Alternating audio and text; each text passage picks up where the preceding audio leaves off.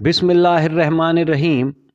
حضور نبی کریم صلی اللہ علیہ وسلم کے زمانے میں کچھ کفار نے آپ صلی اللہ علیہ وسلم کو نعوذ باللہ یہ ثابت کرنے کے لیے کہ آپ اللہ کے نبی نہیں ہیں، ایک یہودی عالم سے پوچھا کہ محمد بن عبداللہ سے ایسا کیا سوال کیا جائے کہ جن کا وہ جواب نہ دے سکے اور لوگوں کو پتہ چل جائے کہ یہ نبی نہیں ہے۔ تو یہودی عالم نے ان کفار کو 3 سوالات کرنے کا کہا، جن میں سے ایک سوال یہ تھا کہ اصحاب کہف کون تھے، اور اگر وہ اس کا جواب دے سکیں تو جان لینا کہ وہ سچا نبی خدا ہے۔ ناظرین، ایک موقع پر اللہ تعالیٰ نے کفار کے سوال کے جواب میں پوری سورہ کہف نازل فرما دی، جس میں اصحاب کہف کا واقعہ بیان کیا گیا ہے۔ سورہ کہف کی آیت نمبر 9 تا 14 میں ارشاد باری تعالیٰ ہے کہ کیا تم خیال کرتے ہو کہ غار اور لوح والے ہماری نشانیوں میں سے عجیب تھے؟ جب وہ نوجوان غار میں جا رہے تھے تو کہنے لگے کہ اے ہمارے پروردگار، ہم پر اپنے ہاتھ سے رحمت نازل فرما اور ہمارے کام میں درستی کا سامان مہیا کر۔ تو ہم نے غار میں کئی سال تک ان کے کانوں پر نیند کا پردہ ڈالے رکھا، یعنی ان کو سلائے رکھا۔ ہم ان کے حالات تم سے صحیح صحیح بیان کرتے ہیں۔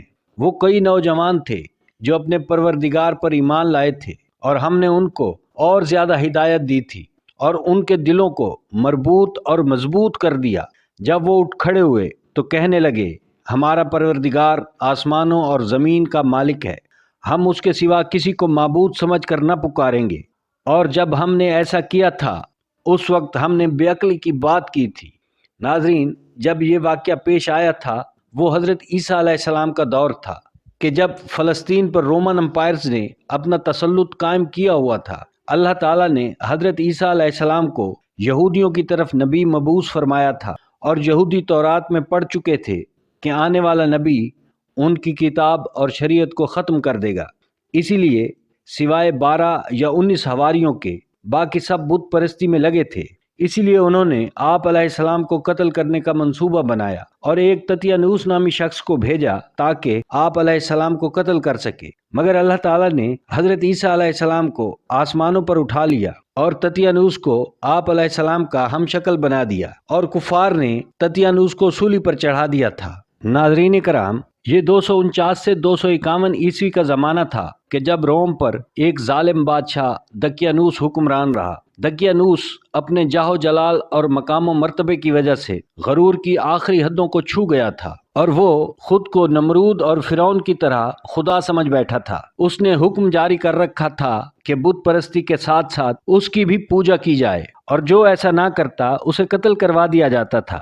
دقیانوس کے 6 وزیر بہت خاص تھے، جن میں سب سے بڑا وزیر تملیخا تھا، اور باقی کے نام میکسلمینا، میسیلینا، میکنوش، بیرنوس اور شازریوس تھے۔ دقیانوس ان پر بہت بھروسہ کرتا تھا اور انہی سے مشورے کیا کرتا تھا۔ اس نے اپنے ملک میں ایک دن مخصوص کیا ہوا تھا کہ جب سارے ملک میں جشن منایا جاتا تھا۔ اسی طرح ایک بار یہ جشن جاری تھا کہ دقیانوس کو اس کے سپہ سالار نے خبر دی کہ ایرانی لشکر روم کی سرحدوں پر پہنچ چکا ہے۔ جب دقیانوس نے یہ خبر سنی تو اتنا ڈر گیا کہ کانپنے لگا اور اسی خوف کی وجہ سے بے ہوش ہو گیا۔ جب دقیانوس کی یہ حالت تملیخا نے دیکھی تو سوچنے لگا کہ یہ شخص جو خدائی دعویٰ کرتا ہے خدا نہیں ہو سکتا، کہ جو ایک خبر کے ڈر سے بے ہوش ہو گیا۔ اب تملیخا کے ذہن میں یہ بات آئی کہ اگر یہ خدا نہیں ہے تو پھر خدا کون ہے اور کہاں ہے، اسے ڈھونڈا جائے۔ یہ سوچتے ہوئے وہ اپنے گھر چلا گیا اور اس نے فیصلہ کیا کہ اب وہ حقیقی خدا کو ڈھونڈنے نکلے گا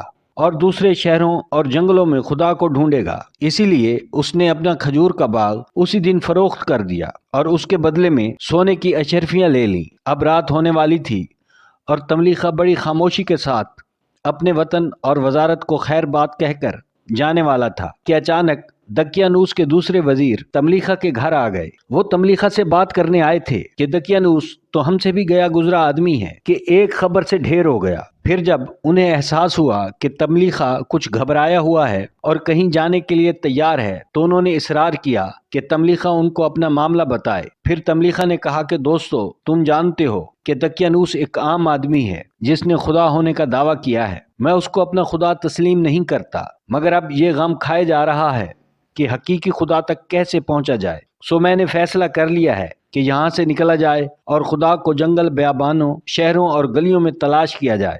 दकियानूस के बाकी वजीर कहने लगे कि ए तमलीखा, इस बात में हम भी तुम्हारे साथ शरीक हैं। इस तरह ये 6 अफराद जो दकियानूस के वजीर थे तमलीखा की क़यादत में वहां से निकल खड़े हुए। अब उन्हें यह खौफ था कि अगर दकियानूस को पता चल गया कि ये शहर से निकल रहे हैं तो वो उन्हें कत्ल करवा देगा। सो वो रात के अंधेरे में शहर की हदूद से बहुत दूर निकल जाना चाहते थे। वो सारी रात सफर करते रहे ताकि वो दकियानूस के मुल्क से बहुत दूर चले जाएं, जहां उन्हें कोई खतरा ना हो। वो अपना सफर जारी रखे हुए थे ताकि वो दकियानूस के मुल्क से बहुत दूर चले जाएं, जहां उन्हें कोई खतरा ना हो। इसी तरह वो एक जंगल में आन पहुंचे। अब उन्हें भूख और प्यास ने सताया तो उन्होंने देखा कि जंगल में कुछ भेड़ें चल रही हैं और एक चरवाहा उन्हें हाँक रहा है। तो उन्होंने चरवाहे को कुछ अशरफियां देकर उससे दूध खरीदा और कुछ देर आराम करने की गर्ज से बैठ गए। चरवाहे ने उनसे पूछा कि तुम कौन हो और कहाँ जा रहे हो? तो तमलीखा ने बताया कि वो बादशाह दकियानूस का वजीर तमलीखा है और बाकी उसके वजीर हैं। हम सब खुदाए वाहिद की तलाश में हैं कि जिसने हमको पैदा किया और हमें रिस्क देता है। ये सुनकर चरवाहा कहने लगा कि भाइयों, मैं भी सोचता रहता हूँ कि मेरी भेड़ें चारा तो सब्ज रंग का खाती हैं मगर दूध सफेद रंग का देती हैं। यकीनन कोई ऐसी हस्ती है जो भेड़ों के अंदर दूध पैदा करती है और फिर चारे का रंग भी उस पर गालिब नहीं आने देती। अब मैं भी तुम्हारे साथ चलकर उस खुदा तक पहुंचूंगा। जब वो जंगल से आगे की तरफ चलने लगे तो चरवाहे का कुत्ता भी उनके साथ चलने लगा, जिस पर बाकी वजीर कहने लगे, इन भेड़ों और कुत्ते का आप क्या करोगे? तो चरवाहा कहने लगा कि भेड़ें भी उसी खुदा की मखलूक हैं, वो खुद इनका बेहतर फैसला करेगा। रहा कुत्ता तो मैं इसे अभी भगा देता हूँ, ये भी खुदा की इतनी बड़ी जमीन पर कहीं निकल जाएगा। उन्होंने कुत्ते को बहुत डराया मगर कुत्ता उनका साथ ना छोड़ रहा था। आखिरकार अल्लाह की कुदरत से कुत्ता पिछली टांगों पर बैठ गया और अपनी अगली टांगें उठाकर इंसानी आवाज में कहने लगा कि मैं भी तुम्हारी तरह अपने खालिक से मिलना चाहता हूँ। ये देखकर वो सारे घबरा गए कि कुत्ता कैसे बोल रहा है, मगर फिर संभल गए और कुत्ते को अपने साथ ले लिया। आखिरकार ये सब चलते चलते एक गार के करीब पहुंचे और उन्होंने फैसला किया कि इसी गार में कयाम किया जाए और फिर यहाँ से कूच किया जाए। फिर वो लोग गार में सो गए, जिसका जिक्र कुरान मजीद की सूरह कहफ आयत नंबर 18-20 में आया है। इरशाद बारी ताला है, और तुम उनके मुतालिक ख्याल करोगे कि वो जाग रहे हैं हालांकि वो सोते हैं, और हम उनको दाएं और बाएं करवट बदलाते थे और उनका कुत्ता चौखट पर दोनों हाथ फैलाए हुए था। अगर तुम उनको देखते तो पीठ फेर कर भाग जाते और उनसे दहशत में आ जाते। और इसी तरह हमने उनको उठाया ताकि आपस में एक दूसरे से दरियाफ्त करें। एक कहने वाले ने कहा कि तुम यहाँ कितनी देर रहे? उन्होंने कहा 1 दिन या इससे भी कम। उन्होंने कहा कि जितनी मुद्दत तुम रहे हो तुम्हारा परवरदिगार ही खूब जानता है। तो अपने में से किसी को रुपया देकर शहर भेजो, वो देखे कि नफीस खाना कौन सा है तो उसमें से खाना ले आए और एहतियात से आए जाए और तुम्हारा हाल किसी को न बताए। नाजरीन कराम, असहाबे काफ जब गार में दाखिल हुए थे तो थके हुए थे। वो सब गार के अंदर सो गए और उनका कुत्ता गार के दहाने पर पांव फैलाकर बैठ गया था। और इस तरह इन्हें सोए हुए 309 साल गुजर गए, जिसका जिक्र कुरान मजीद की सूरह काफ आयत नंबर 25 में यूं इरशाद हुआ है, और असहाबे काफ अपने गार में 9 ऊपर 300 साल रहे। इसी तरह पहली बयान की गई आयत में इरशाद हुआ है कि और हम उनको दाएं और बाएं करवट बदलाते थे। असहाबे काफ ने नींद से जागने के बाद एक दूसरे से पूछा कि हम कितनी देर सोते रहे। किसी ने कहा 1 दिन, किसी ने कहा कि दिन का आधा हिस्सा, और किसी ने कहा कि दिन में से कुछ कम हिस्सा सोते रहे। फिर उन्होंने फैसला किया कि हम में से एक शख्स शहर जाए और सबके लिए खाना लाए। तो सब ने तमलीखा को शहर भेजने का फैसला किया।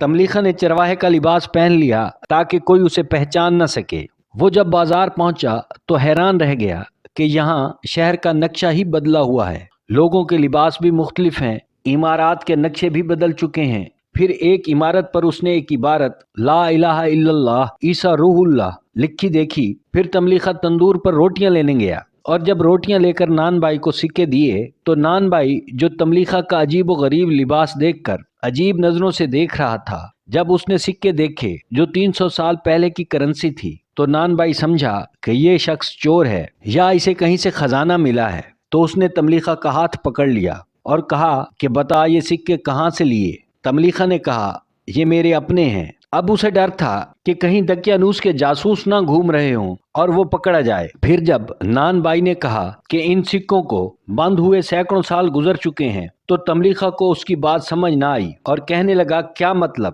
یہ آج سے 2 دن پہلے میں نے اپنا باغ بیچ کر یہ سکے وصول کیے ہیں۔ پھر تملیخا نے سنبھلتے ہوئے پوچھا کہ کیا یہ دقیانوس کا دور حکومت نہیں ہے؟ اس پر نان بائی نے کہا کہ اسے تو مرے سینکڑوں سال بیت چکے ہیں۔ پھر نان بائی تملیخا کو لے کر بادشاہ کے پاس لے گیا اور سارا معاملہ بتایا۔ بادشاہ کہنے لگا کہ اگر یہ خزانہ تمہیں ملا ہے تو ہم تم سے یہ خزانہ نہیں لیں گے، البتہ ہمارے رسول خدا عیسیٰ مسیح کا حکم ہے کہ جس کو بھی خزانہ ملے اس خزانے کے 5 حصے کر دو، ایک حکومت کا ہے اور باقی کا مالک وہی ہے جس کو خزانہ ملا ہے۔ اس طرح تم 5واں حصہ حکومت کو دے دو اور باقی 4 حصے تمہارے۔ تملیخا یہ سن کر حیرت زدہ رہ گیا کہ کل تک جس شہر میں بت پرستی عام تھی آج وہاں رسول خدا کا ذکر ہو رہا ہے اور خدائے واحد کی عبادت کی جا رہی ہے۔ تملیخا نے بادشاہ سے کہا کہ یہ سکے اس کے ذاتی ہیں جو اس نے آج سے 2 دن پہلے اپنا باغ فروخت کر کے وصول کیے تھے، ان میں سے وہ حکومت کو 5واں حصہ نہیں دے گا۔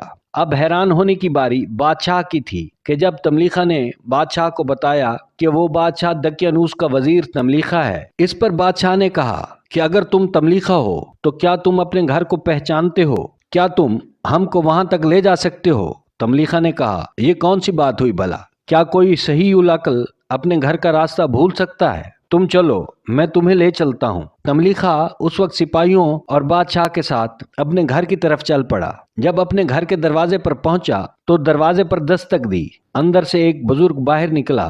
اس سے تملیخا نے کہا کہ اے بزرگ، تم کون ہو اور میرے گھر میں کیا کر رہے ہو؟ وہ بوڑھا خود پریشان ہو گیا کہ جوان کون ہے جو اس سے اسی کے گھر میں کھڑے ہو کر اس طرح بات کر رہا ہے۔ بوڑھا کہنے لگا یہ میرے باپ کا گھر ہے، میں یہیں پیدا ہوا، اب عمر کے اس حصے میں ہوں، اور تم کل کے لڑکے مجھ سے پوچھ رہے ہو کہ میں یہاں کیسے؟ تم بتاؤ تم کون ہو اور میرے دروازے پر بادشاہ اور سپاہیوں کے ہمراہ کیا کر رہے ہو؟ اس پر تملیخا نے کہا کہ وہ تملیخا ہے، دقیانوس کا وزیر، جو بادشاہ کو چھوڑ کر خدائے واحد کی تلاش میں نکلا تھا۔ پہلے تو بوڑھے کو جو تملیخا کا پوتا تھا یقین نہ آیا۔ پھر اس نے کہا کہ میرا دادا اکیلا دقیانوس کے دربار سے نہیں گیا تھا بلکہ اس کے ساتھ دوسرے وزیر بھی تھے۔ تملیخا نے بتایا کہ وہ وزیر اس وقت شہر سے باہر ایک غار میں میرا انتظار کر رہے ہیں تاکہ میں ان کا کھانا لے جا سکوں۔ وہ سارے لوگ وہیں غار میں موجود ہیں۔ یہ سن کر بوڑھے شخص نے تملیخا کے ہاتھ چوم لیے اور پیار کرنے لگا۔ اسی طرح بادشاہ بھی بہت خوش ہوا کہ وہ ایک خدائے واحد کے سچے پیروکار کو مل رہا ہے۔ سپاہیوں نے بھی نعرے لگا کر خوشی کا اظہار کیا۔ پھر بادشاہ نے حکم دیا کہ فوراً غار کی طرف چلو تاکہ باقی لوگوں سے بھی ملاقات کی جا سکے۔ سپاہیوں نے تملیخا کو کاندھوں پر اٹھا لیا اور غار کی طرف چل پڑے۔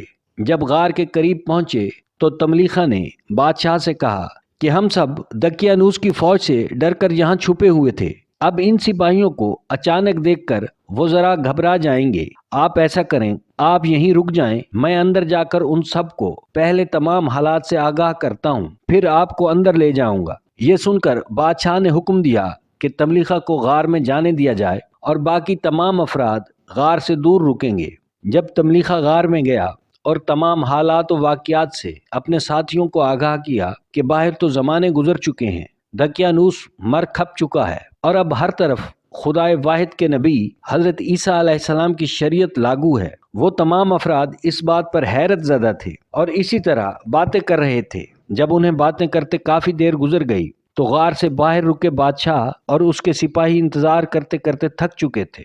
اب غصے اور پریشانی کے عالم میں بادشاہ نے کچھ سپاہیوں کو حکم دیا کہ وہ غار کے اندر جا کر دیکھیں کہ کیا ماجرا ہے۔ جب سپاہی غار کے اندر آئے تو تمام اصحاب کہف ابدی نیند سو چکے تھے، جن کی لاشوں کو بعد میں بادشاہ بیدروس نے لکڑی کے صندوق بنوا کر ان لاشوں کو صندوق میں رکھ دیا تھا، اور سالانہ ایک دن مقرر کر دیا گیا تھا کہ جب لوگ اصحاب کہف کی قبروں کی زیارت کیا کرتے تھے۔ ایک روایت میں آیا ہے کہ ایک بار حضور نبی کریم صلی اللہ علیہ وآلہ وسلم مسجد نبوی میں تشریف فرما تھے کہ حضرت سلیمان علیہ السلام اور اصحاب کہف کا ذکر ہوا تو صحابہ کرام نے عرض کی کہ یا رسول اللہ، کیا اصحاب کہف زندہ ہیں یا مر چکے؟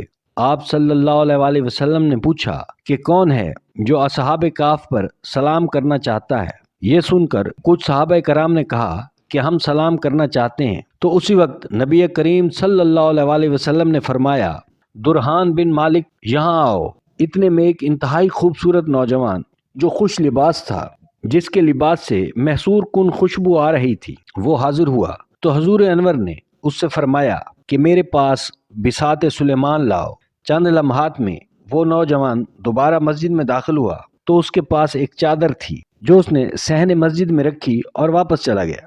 پھر رسول خدا نے فرمایا کہ اس چادر کو بچھاؤ، اور ان کے چاروں کونوں پر حضرت بلال، حضرت ابوذر، حضرت مقداد اور حضرت سلمان رضی اللہ تعالیٰ عنہ کو فرمایا کہ تم چاروں چادر کے کونوں پر بیٹھ جاؤ، اور اے علی تم چادر کے درمیان میں بیٹھ جاؤ۔ پھر چادر فضا میں پرواز کرنے لگی، یہاں تک کہ وہ اس غار کے دہانے پر آ کر رک گئی کہ جہاں اصحاب کہف سو رہے تھے۔ وہ سب چادر سے اترے۔